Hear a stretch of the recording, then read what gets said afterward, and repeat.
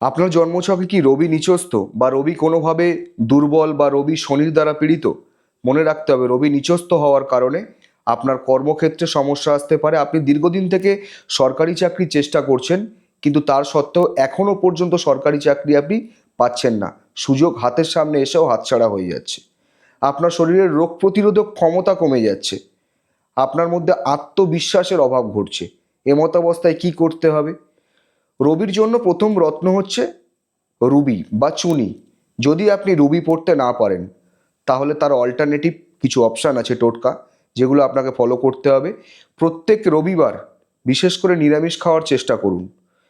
কোনো পুরোহিতকে লাল বস্ত্র দান করার চেষ্টা করুন।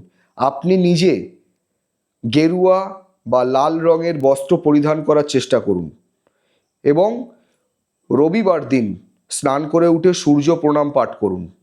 যদি আপনারা এগুলো করতে পারেন, তাহলে আপনার জীবনে এই যে রবির কুপ্রভাব, তার থেকে আপনি কিছুটা হলেও রক্ষা পাবেন।